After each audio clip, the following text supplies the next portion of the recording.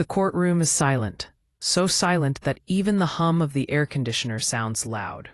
Kody Brown sits at the center table, jaw clenched, fingers tapping once, twice, then stopping, as if he's afraid the sound might expose him. Across the room, the women who once called him husband sit separately now, not united, not divided, but waiting. Waiting for the truth to finally speak louder than the years of excuses. No one here knows it yet, but in just a few moments, one sentence will shatter everything they thought they knew about this family. And before we go any further, ask yourself this: when love turns into evidence, who really wins? The judge hasn't entered yet, but the tension already feels unbearable. Cameras are banned inside the courtroom, yet every movement feels televised, every breath heavy with consequence. Christine stares straight ahead, her hands folded tightly in her lap, jaw set with a kind of quiet courage that only comes after years of swallowing pain. Janelle sits a few seats away, her posture calm, almost detached, but her eyes tell a different story. The eyes of a woman who has done the math and knows exactly how much she lost. Meri sits alone, slightly behind them, her face unreadable, a practiced mask hiding something far more complicated. And then there's Robyn. She dabs at her eyes, though no tears fall yet. Her lips tremble as she exhales, already preparing for a moment she knows is coming. Because today isn't about love anymore. It's about accountability. The courtroom doors open, and the judge walks in. Everyone rises. The sound of chairs scraping the floor echoes like a warning. As they sit back down, the past comes rushing in, not as memories, but as accusations. This case was never supposed to happen. Years ago, when cameras first entered their lives, the promise was simple. A modern family, living an unconventional life built on faith, commitment, and unity. They told the world that love could multiply, not divide. But behind closed doors, something else was growing. Resentment, favoritism, quiet betrayals that never made it into the confessionals. A judge clears her throat. This court is convened to address matters of financial misrepresentation, emotional neglect, and breach of familial duty. The words hit harder than any shout. Kody shifts in his seat. For the first time, he looks small. Christine's mind drifts, not to the courtroom, but to nights spent alone, raising children while promises turned into empty air. She remembers the moment she realized she was no longer fighting for a marriage, but for her own sanity. She tightens her grip on her hands, grounding herself in the present. Janelle watches Kody carefully. She's not angry. Anger passed years ago. What she feels now is clarity. Numbers don't lie. Patterns don't lie. And today, finally, neither will she. Meri's heart pounds the hardest. She has waited the longest for validation that never came. Loyalty cost her everything. And now, as she listens to the judge outline the proceedings, she wonders if staying silent for so long was her greatest mistake. The judge looks directly at Kody. "Mr. Brown, you will have the opportunity to respond," she says calmly. "But first, we will hear from those who claim they were harmed." A flicker of panic crosses his face. Quick, but unmistakable. This wasn't supposed to happen like this. And just when you think you know which side this story is on, the first testimony changes everything. If you're still here, stay with me, because what's about to come out next is something no one, not even the family, was prepared for. The courtroom feels smaller now, tighter, as if the walls themselves have leaned in to listen. And the moment the clerk calls the first witness, the air shifts in a way no one can ignore. Christine rises slowly, smoothing her hands over her skirt, her breath shallow but controlled. And as she walks toward the stand, you can feel years of buried emotion pressing against her chest, begging to come out. She doesn't look at Kody at first, not because she's afraid, but because she knows if she does, the words might come out sharper than she intends. The oath is administered, her voice steady as she swears to tell the truth. And when she finally lifts her eyes, something in her expression tells everyone in the room that this isn't about revenge, it's about release. She begins softly, recalling the early years, the promises made in whispers, the belief that love multiplied instead of dividing.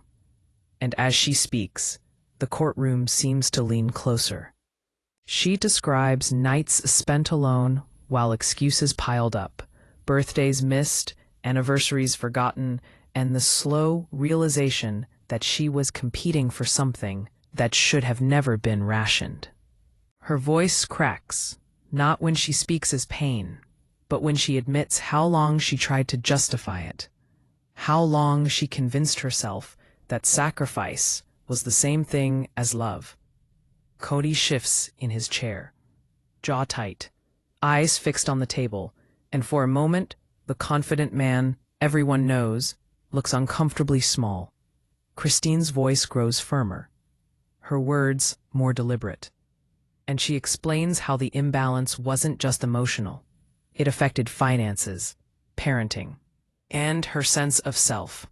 She recounts moments when decisions were made without her, when money moved without discussion, when loyalty was expected but never returned.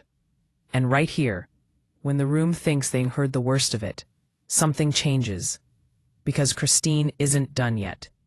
She pauses, breathes, and then delivers the line that seems to crack the room open. She stayed far longer than she should have, because she believed protecting the family mattered more than protecting herself. A murmur ripples through the courtroom, and even the judge leans forward slightly.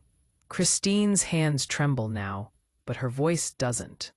She talks about watching the dynamic shift, how one wife slowly became the center while the rest orbited at a distance, pretending it didn't hurt. She doesn't accuse, she describes, and somehow that makes it worse.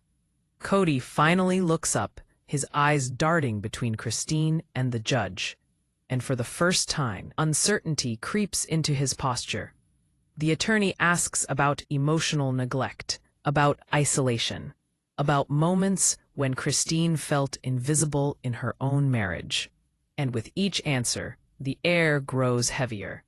This is the moment where viewers at home would lean forward, because the story is no longer about polygamy, it's about power. When Christine steps down, the courtroom exhales collectively, but the tension doesn't break. It mutates. Janelle is called next, and the energy shifts immediately. Where Christine was emotional, Janelle is controlled, almost surgical. She sits, folds her hands, and meets the judge's eyes with a calm that feels dangerous. She speaks about finances, about shared accounts that weren't shared at all, about decisions made behind closed doors that affected her children's stability.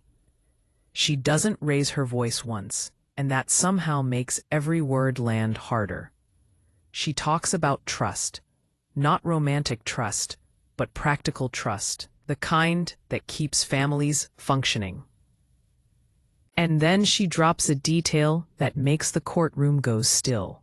Money moved without consent, decisions made without discussion, patterns that only made sense when she finally allowed herself to question them. This is the moment the audience realizes the case isn't just emotional, it's structural. Kody shifts again, rubbing his hands together now, his confidence eroding as each testimony builds on the last. The judge asks a few clarifying questions, and Janelle answers calmly, almost sadly, as if she's long since accepted what she's saying out loud. When she steps down, she doesn't look at Kody. She doesn't need to. Then comes the pause, the kind that feels intentional, like the court itself needs a breath before the next name is called.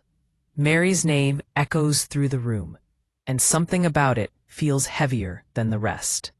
As she stands, there's a hesitation, a flicker of uncertainty crossing her face. She's carried her story quietly for so long that speaking it aloud feels foreign. When she finally begins, her voice is softer, but the room leans in anyway. She talks about loyalty, not the dramatic kind, but the slow, grinding kind that wears a person down. She talks about waiting, hoping, believing that patience would be rewarded. And then, almost in a whisper, she admits that she stayed even when she knew she was no longer wanted. Because leaving felt like admitting her life had been built on a lie. This is the moment where the entire room feels her heartbreak, the kind that doesn't explode, but sinks in deep and stays there. Her words trail off, and for a moment, no one moves, not even the judge. Then, quietly, Meri steps down, and the weight of her testimony lingers in the air, like smoke. All eyes shift toward Kody. He straightens his jacket, takes a breath, and finally rises. This is the moment everyone has been waiting for: the defense, the explanation, the justification. He clears his throat and begins to speak, his tone measured, almost rehearsed. He talks about pressure, about expectations, about how hard it was to balance so many relationships. He insists he did the best he could, but something is different now. The room isn't buying it the way it once might have. Every word seems to echo against the testimonies that came before it. He tries to explain love as something finite, something that had to be managed, divided, controlled. And with each sentence, the distance between him and the women grows wider. Right here, the tension reaches a breaking point, because the truth is no longer hidden, and everyone in that room knows it. As he finishes, the judge doesn't speak right away. She looks down at her notes, then back up at the people before her, her expression unreadable. The silence stretches, thick and unbearable, and in that silence, every person in the room understands that nothing will ever be the same again. The judge finally clears her throat, preparing to speak, and just as she opens her mouth, the screen would cut to black, leaving one burning question hanging in the air. Whose version of the truth will the court believe? The courtroom feels colder than before, not from the air conditioning, but from the weight of what has already been said. And as the judge finally begins to speak, every breath in the room seems to freeze midair. Her voice is calm, controlled, but firm enough to command absolute attention, as she reminds everyone that testimony has consequences, that truth has a way of surfacing, no matter how deeply it's buried. Then she turns her gaze toward the attorneys and announces that the court will now hear cross-examinations, and in that single moment, the energy shifts from reflection to confrontation.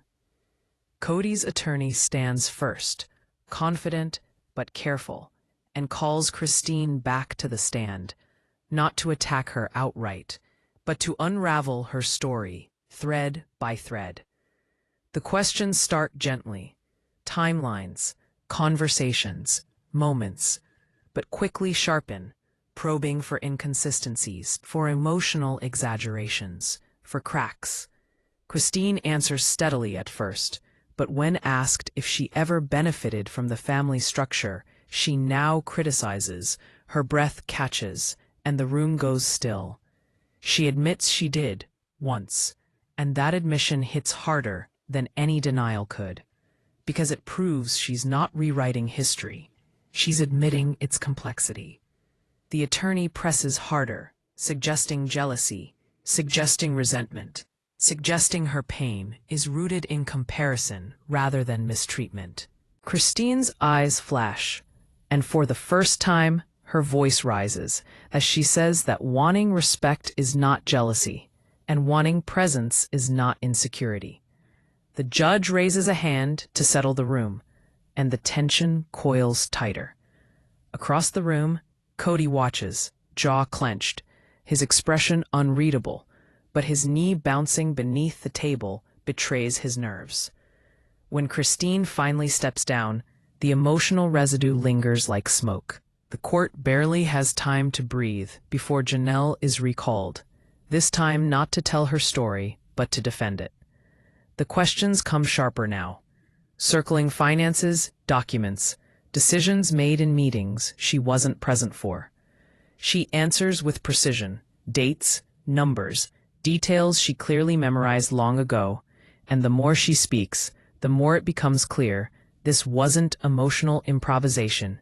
It was preparation. Break. The attorney attempts to paint her as complicit, suggesting she benefited from the same system she now criticizes, and Janelle nods calmly, agreeing that she did, before adding that benefiting from something doesn't make it fair, and certainly doesn't make it right. The courtroom murmurs at that, and even the judge's pen pauses mid-note. Then comes the moment no one expects. The attorney turns toward Meri, not to question her directly, but to question her relevance, implying that her isolation removed her from the true inner workings of the family. The comment lands like a slap. Meri's face tightens, and without waiting to be prompted, she asks to speak. The judge hesitates, then allows it. Meri's voice trembles at first, but steadies as she goes on, explaining that being sidelined doesn't mean being blind, that watching from the edges sometimes reveals more than standing in the center. She speaks of patterns, of quiet shifts in loyalty, of promises that dissolved without explanation. And then, in a moment that feels almost sacred in its honesty, she admits she stayed not out of hope, but out of fear. Fear of losing everything she had built her identity around. The room is utterly silent. Even Kody doesn't move. When she finishes, the weight of her words seems to press down on everyone at once. The judge calls for a brief recess, and as people stand, the tension doesn't break, it sharpens. In the hallway outside the courtroom, whispers ripple through the crowd. Some faces look sympathetic, others skeptical. Kody stands apart, staring at the floor, his shoulders slumped in a way that suggests the fight is draining him faster than he expected. When proceedings resume, the judge makes an unexpected decision. She calls Kody back to the stand, not to defend himself, but to answer one simple question. The courtroom stills as she asks it, not accusatory, not emotional, just direct. She asks whether he believes he treated all his wives equally. The pause that follows is long enough to feel dangerous.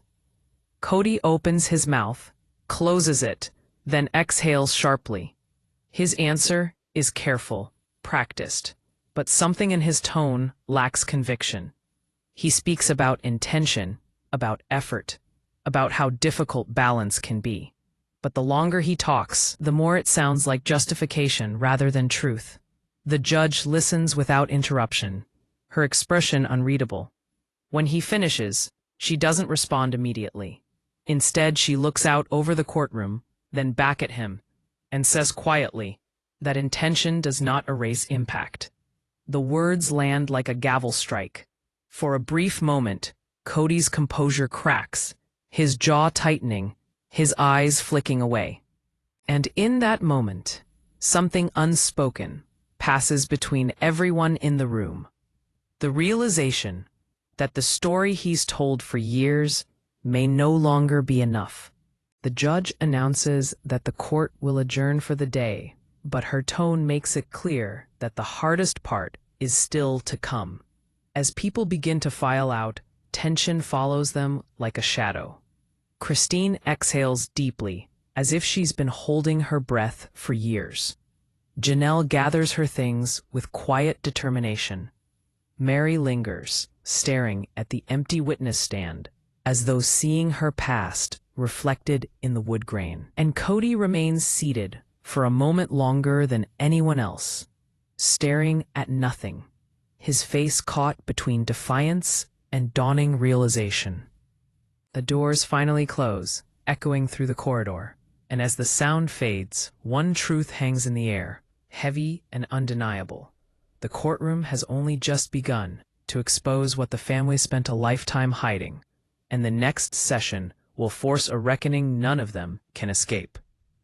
The courtroom feels different when everyone returns, heavier somehow, as if the walls themselves absorbed the tension from the last session and are now pressing it back onto everyone inside. No one speaks as they take their seats, and even the shuffle of papers sounds too loud in the silence.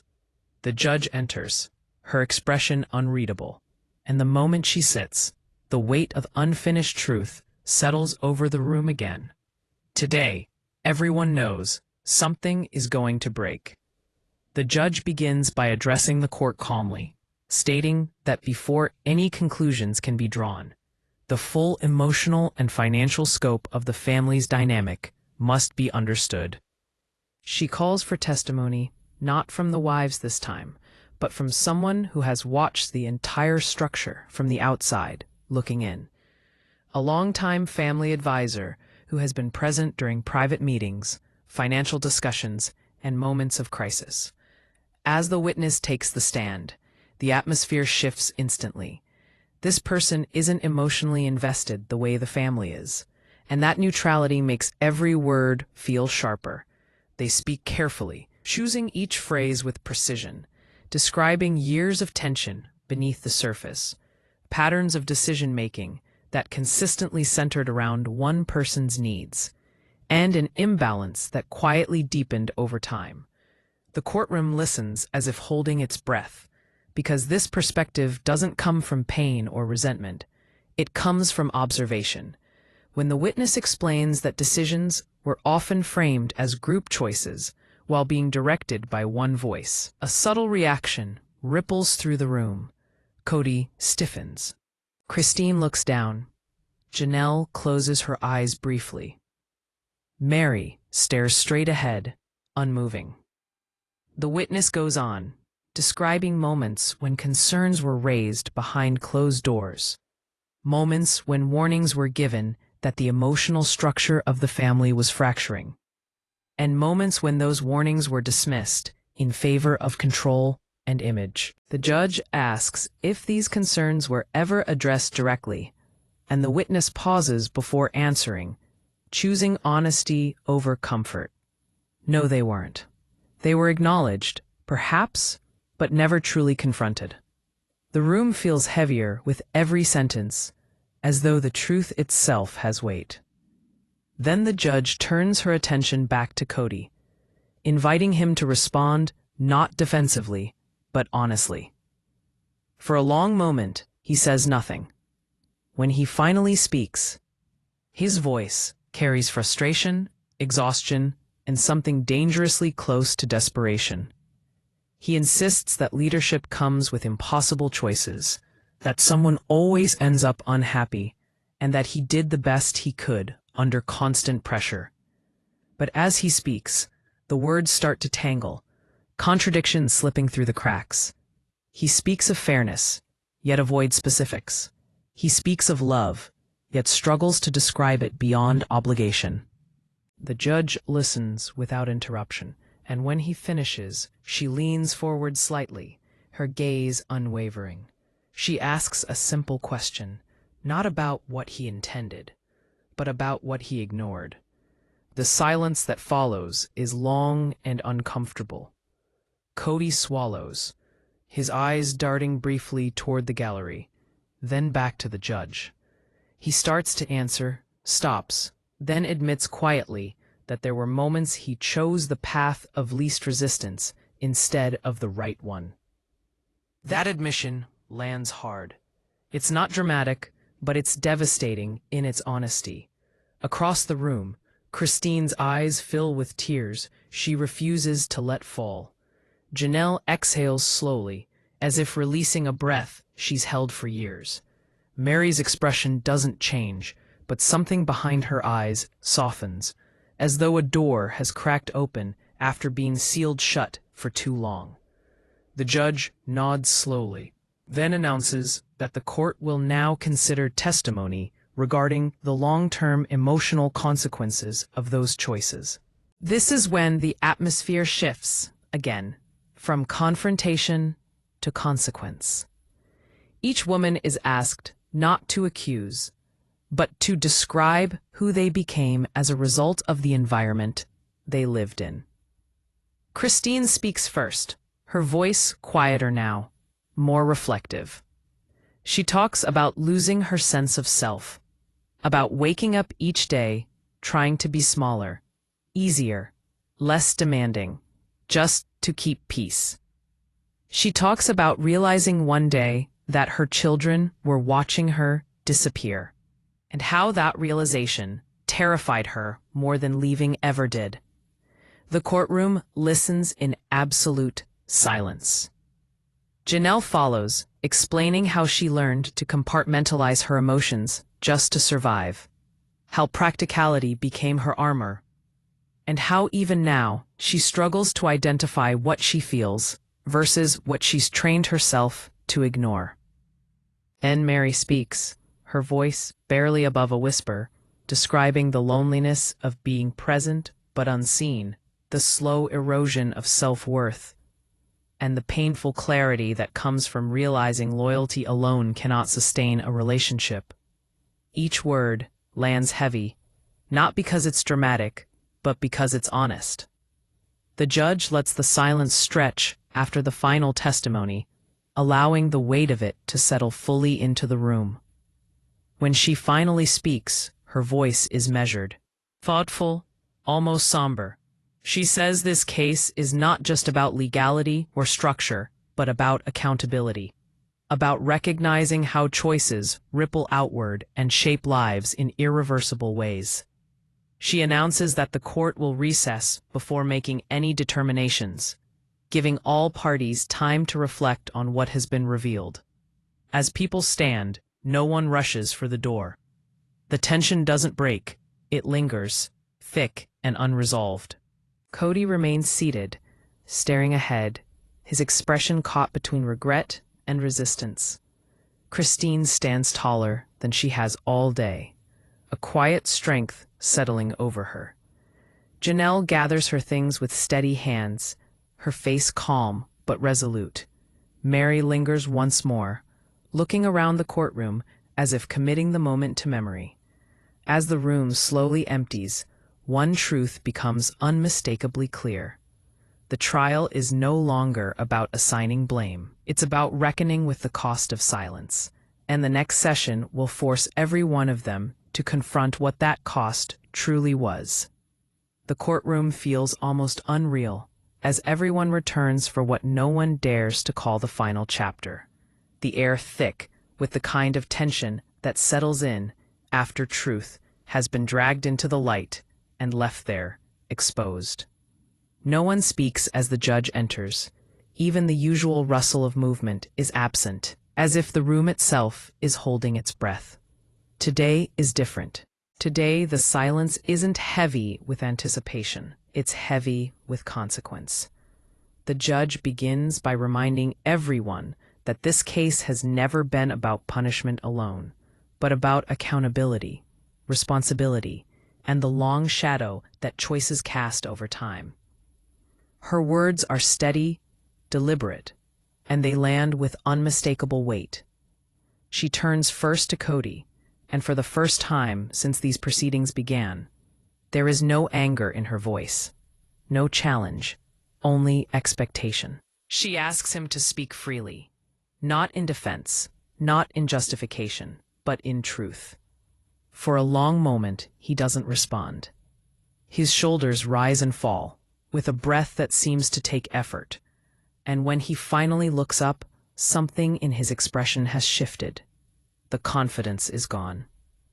In its place is something raw, stripped down, and unsettlingly human. He begins slowly, admitting that for years he believed leadership meant control, that keeping everything together required authority, not vulnerability. He admits he mistook obedience for respect and silence for peace. As he speaks, the room listens differently now, not with judgment, not with sympathy, but with the stillness that comes when a long-avoided truth finally surfaces. He talks about fear, fear of failure, fear of losing control, fear of being seen as inadequate. And in that fear, he says, he made choices that fractured the very family he was trying to hold together.